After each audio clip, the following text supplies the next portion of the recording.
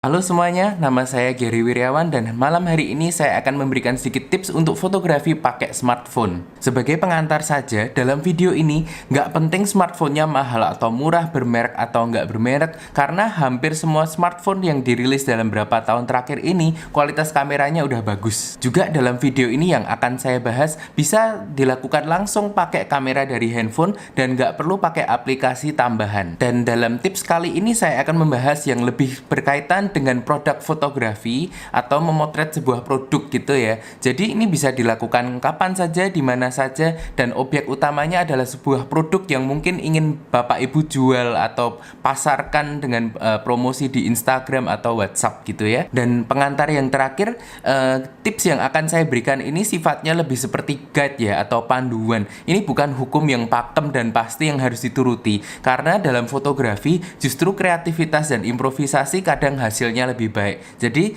tanpa lebih lanjut lagi, yuk kita mulai dengan tips yang pertama. Tips yang pertama, pastikan di tempat yang akan Anda syuting untuk foto itu lightingnya sudah baik. Bapak Ibu pastikan bahwa cahayanya nggak kayak sekarang saya baru ngerekam ini gelap dan belakang saya terang gitu ya. Pastikan bahwa cahayanya seperti ini. Nah, jelas dan terang. Saya terlihat dengan baik, dengan terang, dengan jelas, sehingga ketika masuk ke kamera itu gambarnya bagus gitu. Kalau Bapak Ibu terpaksa harus ngambil foto yang backlight, bisa Bapak Ibu gunakan alat tambahan seperti lampu meja belajar atau lampu LED atau lampu yang di ceiling dinyalakan, sehingga cahayanya menjadi terang dan objek yang Bapak Ibu foto jadi terlihat jauh lebih jelas dan lebih baik. Juga Bapak Ibu bisa perhatikan angle cahayanya ya, jangan sampai terlalu lurus gitu. Biasanya kita lebih suka kalau cahayanya agak sedikit miring, misalnya dari agak kiri sedikit atau kanan sedikit. Selama itu nggak backlight, nggak masalah, dan hasilnya malah lebih dramatis karena ada bayangannya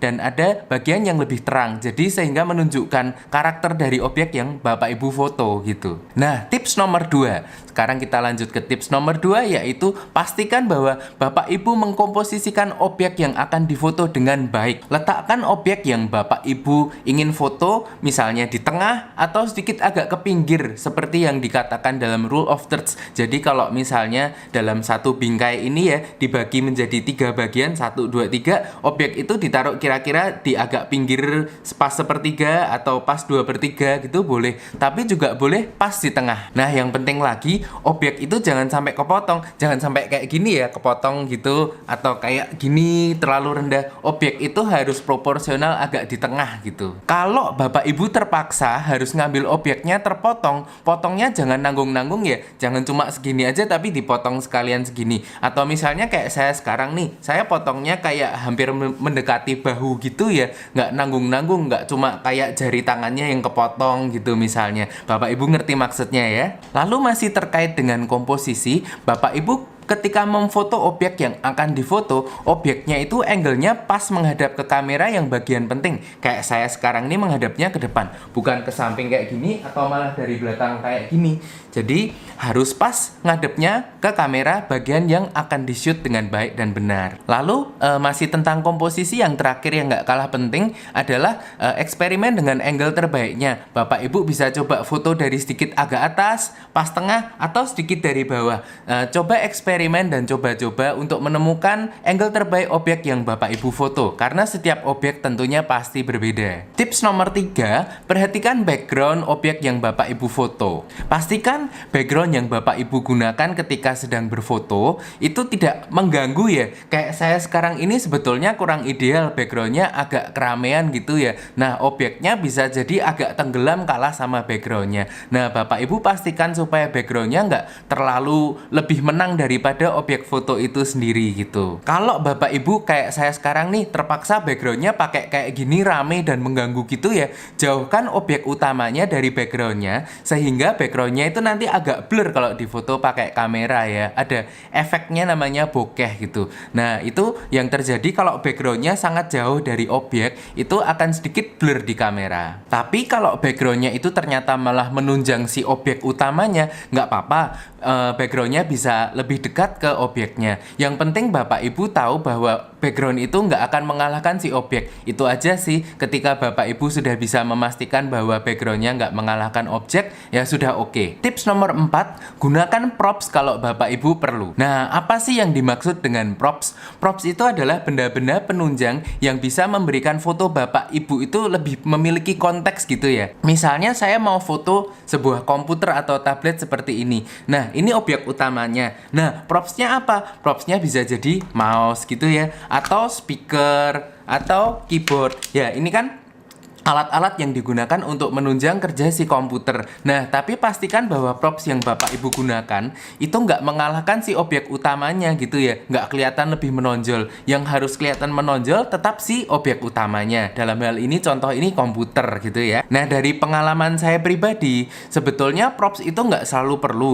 Belum tentu sebuah foto itu kalau pakai props malah jadi lebih bagus. Kadang malah lebih bagus polos nggak pakai props. Asal Bapak Ibu bisa menata objeknya dengan baik dan kelihatan betul-betul menonjol, nah itu udah cukup baik buat saya, dan sepertinya dalam hal itu prop sudah nggak perlu lagi gitu. Nah, lanjut ke tips berikutnya, tips nomor 5 terakhir tapi juga nggak kalah pentingnya, yaitu Bapak Ibu ambil fotonya yang banyak ya, ambil yang banyak lalu pilih sedikit saja nanti yang paling bagus. Nah, biar saya terangkan lebih lanjut sedikit tentang apa yang saya maksud tadi. Nah, kalau Bapak Ibu fotonya banyak ya, ambil dari beberapa angle, dari agak kanan sedikit, dari agak kiri sedikit, dari atas ada, dari tengah ada, dari bawah ada. Nah, Bapak Ibu nanti ketika fotonya sudah jadi semua, kan bisa dilihat tuh. Nah, mana yang paling bagus dari semua yang sudah Bapak Ibu ambil. Bapak Ibu bisa pilih sedikit beberapa gitu yang terbaik. Takutnya kalau kita kadang hanya fix cuma ngambil satu aja nih, udah kayaknya nih paling bagus.